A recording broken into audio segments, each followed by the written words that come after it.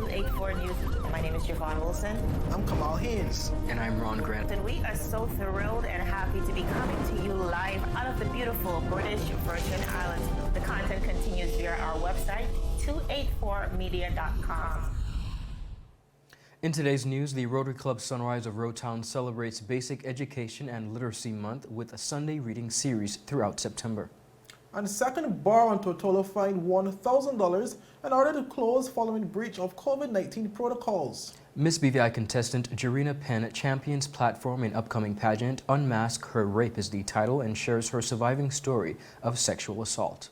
And the two recently closed bars on Tortola must first undergo training, new implementation measures, and inspections before reopening. And we also see crime in the BVI down by 2% despite recent spike in theft, burglaries, and praedial larceny. Well, we get to these stories when 284 News returns. You value traditions. You value music. You value education. Family. I love you. Service. Thank you. You're welcome. Love. Life. At Popular, we're committed to you and everything our community values. For the things you value the most, count on us. Popular.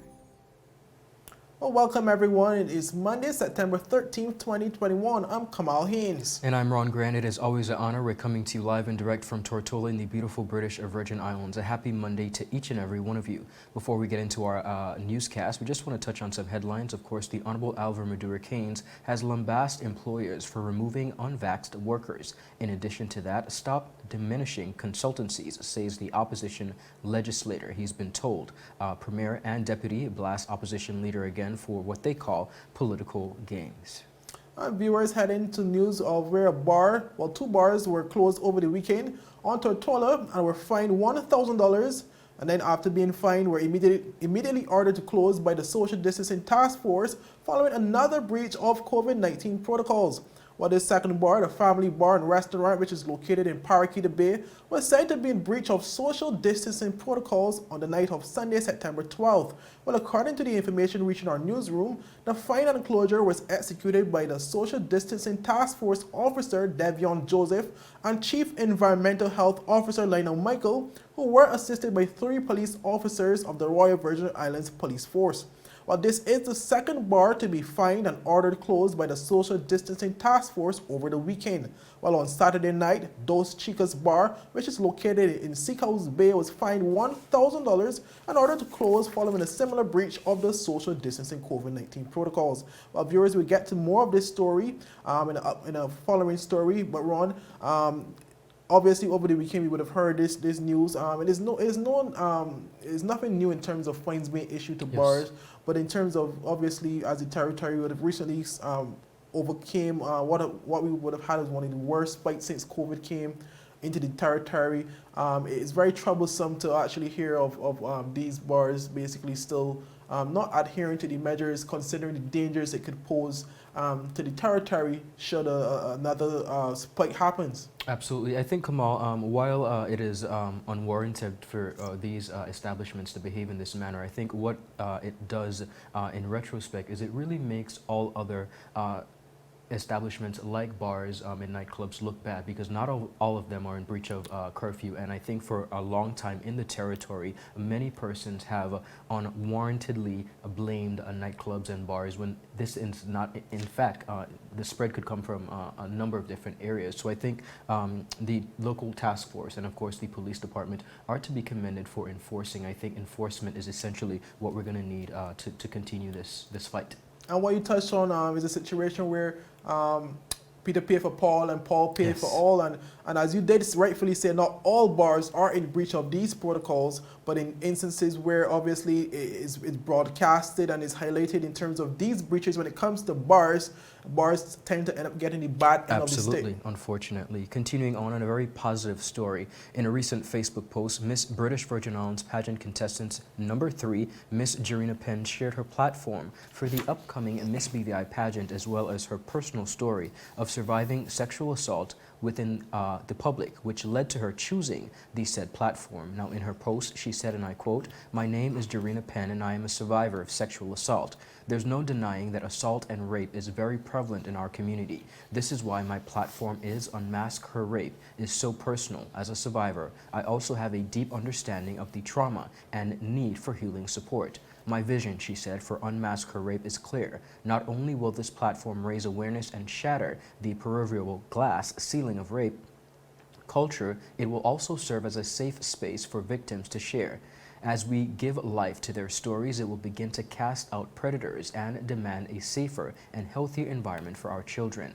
Penn continued, and I quote, "BVI, our girls need you. I need you to continue on my journey of healing and empowering this beautiful nation. It is time to remove the mask and restore what it means to be woman and girl in these beautiful British Virgin Islands. Join me on this journey to Miss British Virgin Islands crown to serve as your ambassador and a champion for compassion, community, and care." Now, viewers, 6 young women will showcase their talents, intellect, and poise as they compete for the prestigious title of Miss British Virgin Islands on Sunday, October 17th, 2021. Ready to grace the stage are contestant number 1, Reba Smith, contestant number 2, Shanae Walters, contestant number 3, Jareena Penn, contestant number 4, Sylvana Charles, contestant number 5, Kiona Cameron, and contestant number 6, Caitlin Archibald Drew. The pageant, which was previously scheduled for August 1st, 2021, was of course rescheduled due to an increase in COVID-19 cases in the Virgin Islands. Now, the postponement of the pageant was first announced by the Minister of Education,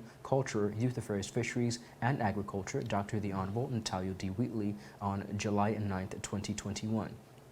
Chairperson for the Miss British Virgin Islands Pageant Committee, Miss Natalie O'Hodge, said the committee is curating an opulent experience that will cater to both in-person and virtual audience members. She said, and I quote, "This year's pageant will offer an online component streaming live on a pay-per-view platform whereby pageant supporters will have to subscribe to view the content. Despite some changes we made due to the pandemic, we will be keeping most of the traditional and cultural elements of the Miss BVI experience. For example, we have continued the tradition of hosting the pageant on a Sunday, and the format and segments of the show will be the same. The crowning of the new queen in October will give her the opportunity to preside over the Virgin Islands Culture and Tourism Month activities scheduled for November." Now, Hodge continued, "Behind the scenes, the contestants are working hard to prepare for the show night and encourage the public to continue to support them. So far, they have undergone communication training, runway coaching, etiquette training, team building activities, basic makeup tutorial,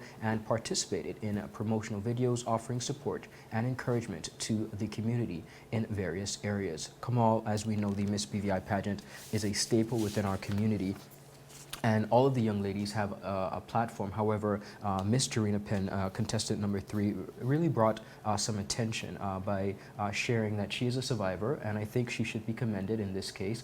Many times we hear persons speaking up against issues and taking on a platform, but to have the courage to say, "I survived, I'm here and I'm representing the cause," I think is extremely powerful. So we're very looking forward to what her and the other young ladies have to offer.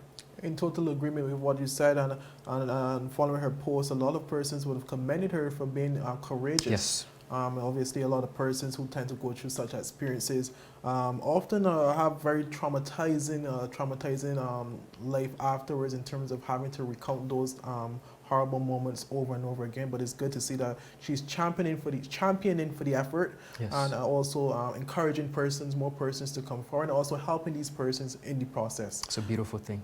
Well, viewers, still ahead, the 2 recently closed bars on Tortola must first undergo training, new implementation measures, and inspections before reopening. And Rotary Club Sunrise of Rotown celebrates Basic Education and Literacy Month with Sunday reading series throughout September.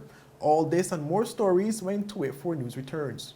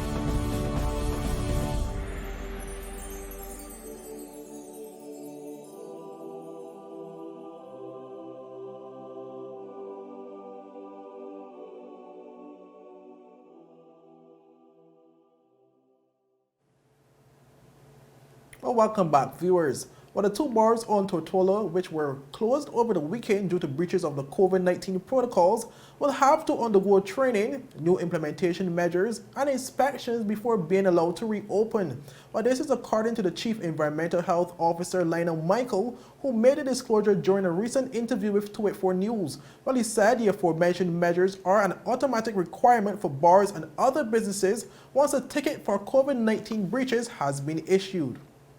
When they closed now, so the ticket was issued and the ticket was issued first. A fixed penalty ticket was issued for $1,000 because that's the law. And according to that law, once you issue the ticket, the business place must close immediately. Following closure, training and understanding of training must take place. Followed by implementation of the measures to make sure it doesn't occur again. Followed by reinspection to determine if the business place can open or stay closed or need to do more work. So those are the steps that are to be taken, that will be taken. The first step has already been taken, where two steps have already been taken, issuance of ticket and closure. The next step now is training and understanding of training, followed by implementation of measures, followed by inspection, and to determine whether or not they can reopen. Mr. Michael also revealed what led to him issuing a ticket to the Dos Chicas bar on the night of Saturday, September 11th. Well, he said he was conducting the usual monitoring of various establishments across Tortola, and upon traveling through Seacoast Bay area, he noticed a hive of activity that raised a number of red flags.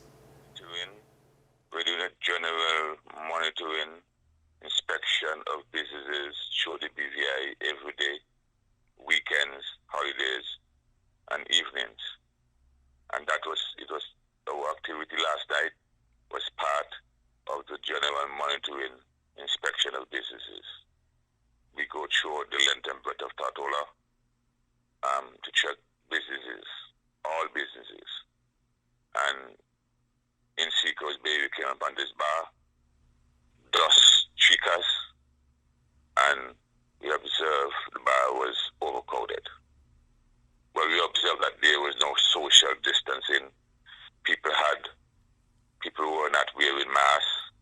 However, those that were not wearing masks, a considerable amount of them had something in their hands, food, drinks, and so on. So they were eating or drinking, and therefore mask was not part of, you could not wear the mask at that time. There were a few people who were not drinking or eating, not wearing masks. However, people were very close up to one another, and a lot of people were there at the bar. Well, the Chief Environmental Health Officer further detailed the breach, stating that it is one of the main recipes that helps to breed COVID-19 in the territory. The breach was physical distancing measures were breached. They were not 6 feet apart. They were close up to one another in the bar, which is a conducive environment for the spread of COVID-19. One thing we know about COVID-19 is that if you stay 6 feet apart, the virus has very little chance of spreading. So that was the breach.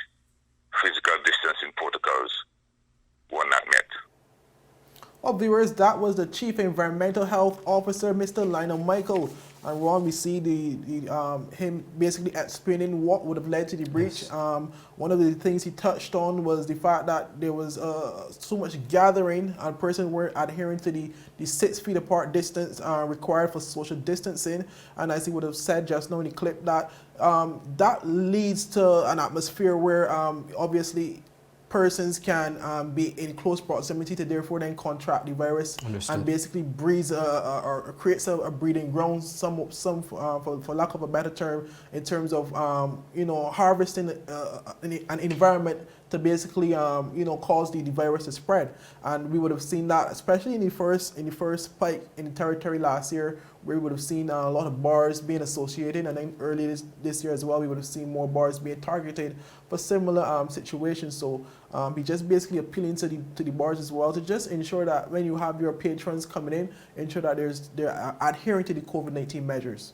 Very important. Viewers, continuing on the local scene, the Rotary Club Sunrise of Rotown kicked off its Basic Education and Literacy Month with a guest speaker, Mr. Jareena Penn, principal of the Enos Adams Primary School. Now, Mr. Todman, an educator for some 15 years and a local musician, delivered a presentation on musical literacy and shared his musical perspective of literacy with a cultural perspective. Now, when considering literacy, musical literacy is often forgotten, yet serves as a very integral part of Virgin Islands history and heritage. Take a look at a clip from Mr. Todman's presentation. It's on brown and hard, and a knife will be used to spray the edges to make a sound. So they will usually use probably a fish bone, a piece of stick, or a comb to make this part of it.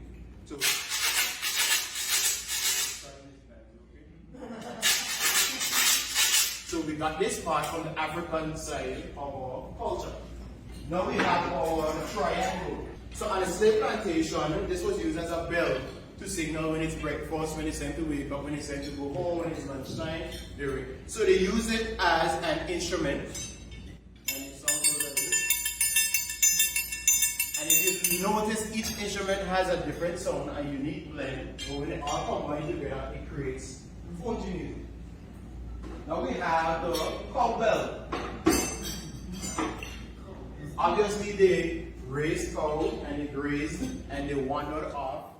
Viewers, the next guest speaker in the Rotary Club Sunrise of Rotown month-long activities is Mr. Rick Grant, a local Virgin Islands author. One of Grant's books, Where I Live, is presently featured in the 2021-2022 kindergarten reading list. Additionally, Rotary Club Sunrise of Rotown has been presenting Sunday readings to the public via its Facebook page to encourage literacy among students. Now, the reading series are airing every Sunday in the month of September at 6 p.m., which is shown on the flyer. Director of Youth Services, Mr. Aaron F. Paralon, said, and I quote, "The month-long activities are one that seeks to raise awareness on the importance of basic education and literacy in the Virgin Islands." He said it is important that we continue to foster creative and impactful ways of introducing our students to the joys of reading while celebrating Virgin Islands culture. We look forward to sharing the narratives of some of our very own authors with the public. Now, for more information about the Rotary Club Sunrise of Rotown, visit their Facebook page at Rotary Club Sunrise of Rotown or rotarysunrisebvi.org. Well, viewers, up next, crime in the BVI down by 2% despite recent spike in theft, burglaries, and praedial larceny. And USVI sees 10 COVID deaths in 11 days as 80-year-old woman dies from complications related to the virus. We get to these stories when 284 News returns. The wait is over. CCT Fire is here. Experience ultra-fast downloads, seamless streaming, and even more reliable connectivity on an all-new fire-blazing super-fast CCT Fiber network. CCT Fire. Bring it home and upgrade today. Is business slow? Cash flow down? Hosting an upcoming event? We can help. Advertise with 284 Media and take your business or event to the next level by enhancing your present marketing and messaging strategies. Allow our team of experts to create a personalized ad that sets your business apart from all the rest. This could be your business or event. So, what are you waiting for? Contact our marketing team at 284media@cctbvi.com. Advertising with us works. Brilliant Hands and Minds Tutoring Services. One-on-one tutorials in math and English, intense homework assistance, academic enrichment, school projects, effective communication and public speaking development, sign language for adults and children on Saturdays only. Registered with the Virgin Islands High School Certificate Program, Brilliant Hands and Minds can help you too. Offering intense curriculum-based training to help you or your loved ones get their high school diploma. It's time to make your family's education a #1 priority. Hurry, space is limited. Brilliant Hands and Minds Learning Center. We are the trained education professionals.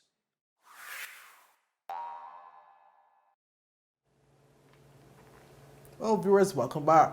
while crime in the British Virgin Islands is down by some 2%, despite a recent spike in criminal offences such as theft, burglaries, and praedial larceny. Well, this is according to the Commissioner of Police of the Royal Virgin Islands Police Force, Mr. Mark Collins, who made a disclosure during a recent interview with 284 Media. Well, he said a recent spike in criminal activity during the curfew periods have been linked to desperation of persons who are partaking in criminal mischief as an act of survival during this difficult economic climate. Reported incidents of burglaries as of recent. Yeah, so on an average year, Kamal, the force, the territory will have some 1,100 plus crimes, and usually a 50% detection rate, which is a good detection rate. I'm pleased to say this year so far, crime is down by 2%. Most notably, vehicle crime is down by 6%. Theft other is down by 29%, and sexual offences are down by 17%. But without a doubt, we've seen a spate in different burglaries and vehicle thefts over the curfew sort of periods and periods of lockdown. And some of that is down to people, basically needing to survive and live. So we've seen an uplift in some of those type of crimes there. Well, Commissioner Collins labelled the culprits as opportunist criminals and urged residents to keep their valuables secured and safe. Type of crimes there. But on the whole, crime is down, and my plea to victims and to your viewers is to keep your valuables safe, keep your doors locked, keep your windows locked. When you go into your vehicles, keep your vehicles locked. When you go to the bank or you go to the shops, because very much many of these people are opportunist crimes, and they'll try car doors and they'll see if car doors are open. But if they're locked, they won't break into the vehicles and they won't break into houses. So, the message is, please keep your vehicles locked, keep your doors locked, keep your windows locked when you're not in your properties, and you can help us. Well, viewers, the Top Cop also encouraged residents to reach out to their respective community policing officers, which have been assigned across the territory. Again, it's target hardening, it's fences, gates, making sure your property is well protected. It's very difficult to property mark fresh fruit and vegetables, obviously. That would be a very difficult thing to do. But I introduced the community policing team across the territory on the 1st of June, 16 dedicated officers to the different districts of the territory. What I would be suggesting is that farmers, business people, we've regularly spoken to the Chamber of Commerce and hoteliers, the charter industry, boats industry. Reach out to your local community policing officer. They can come, they can give you some advice and guidance on time. Well, viewers, that was the Commissioner of Police, Mr. Mark Collins. And if you missed that interview, you can log on to our 284 Media Facebook page to watch the full 20-minute interview. Ron, this was a very interesting story, considering, persons would have seen the recent spike in crimes and think that, the crime in the territory is actually getting worse, where in fact, according to the Commissioner of Police, crime is actually down by 2%. Overall, but also is higher in terms of decline in other criminal activities.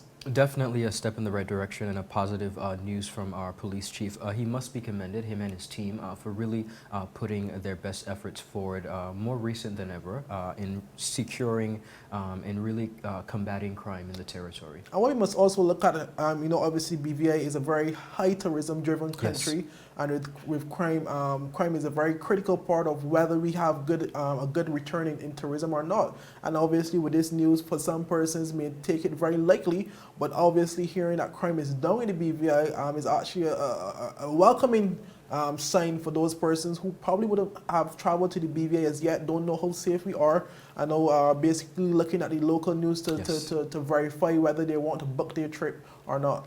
Well, we are still a safe and beautiful destination. We're going to pan across the viewers to the U.S. Virgin Islands.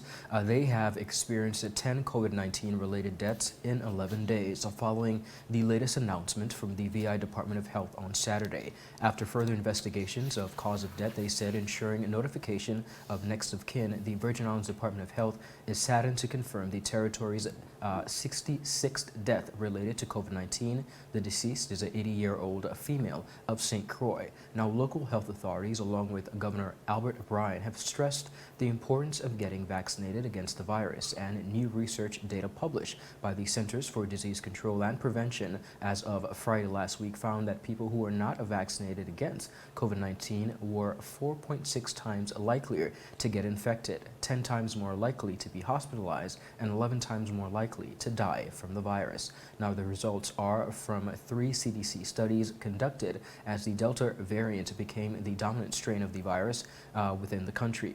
In the studies, the CDC examined outcomes among patients who visited medical facilities, urgent care departments, emergency rooms, as well as veterans' hospitals. Patients in 5 Veteran Affairs medical centers were tracked between February 1st through August 6th in one study. Another study followed some 600,000 positive cases in 13 states and large cities during the spring and summer times. Now, the third study followed 33,000 COVID-19 patients in the 9 states who visited hospitals, emergency departments, and urgent care centers. Now, of course, the Biden administration points to the growing body of data suggesting that vaccination remains the best way to not only protect against the virus, but to usher the U.S. back to normalcy. Mr. Biden on Thursday announced sweeping requirements that include mandatory vaccination for federal employees and mandatory vaccination of weekly COVID-19 testing at private firms with no more than 100 employees, with those who flout the order that could face up to $14,000 in fines per violation. Kamal, very daunting news, of course. We here in the BVI experienced quite a surge in debts. St. Thomas, USVI, St. Croix, including St. John, of course, and Water Island, they are now, of course, too battling with that surge in debts.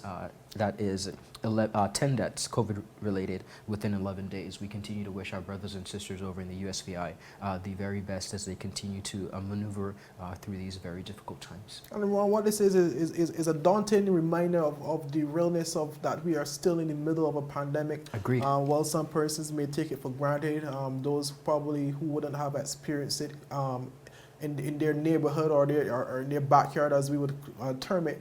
What we're seeing here now is that, it just reminded us that how important it is to adhere to the COVID-19 protocols, and for those who can become vaccinated, to get the vaccination and to protect yourself, protect the family and loved ones. Obviously, last year, most of the Caribbean countries wouldn't have been privy to the increasing spikes and deaths, but this year we see the harsh realities. Yes. As more and more Caribbean islands are faced with deaths, are faced with closures due to the fact that it's so surreal. And obviously we are one of the few countries in the Caribbean presently to be able to still have the implementation of face-to-face school learning, and we would have seen a lot of the other Caribbean islands that would have originally planned for the return of face-to-face learning, having to retract and obviously go back to the drawing boards and having to rely heavily on the online learning. Well, viewers, to our last story, where we see the government of the Virgin Islands is accepting applications from interested and qualified persons to fill the position of chairperson on the board of directors for the Social Security Board. What the essential tasks include, but are not limited to, providing leadership to the board, overseeing the disbursement of proper information to the board, planning and conducting board meetings effectively, involving all directors in the board's work, ensuring the board focuses on key tasks, engaging the board in assessing and improving its performance, and supporting the director. Well, a full description of the requirements for the position of chairperson on the board of directors can be found on the government's website, where letters of interest along with the applicant's curriculum vitae should be emailed to the Ministry of Natural Resources, Labor and Immigration at nrl@gov.vg, where the deadline to submit completed applications is Tuesday, September 21. Viewers, that is it for today's news roundup. Be sure to follow us for your daily news updates at 284media.com, and of course like us on Facebook at 284media and 284BVI, on Instagram and Twitter. I'm Ron Grant. And I'm Kamal Hayes, and we'll see you again tomorrow as we bring our local, regional and international content to you. Have a good day, guys. Bye-bye. Happy Monday.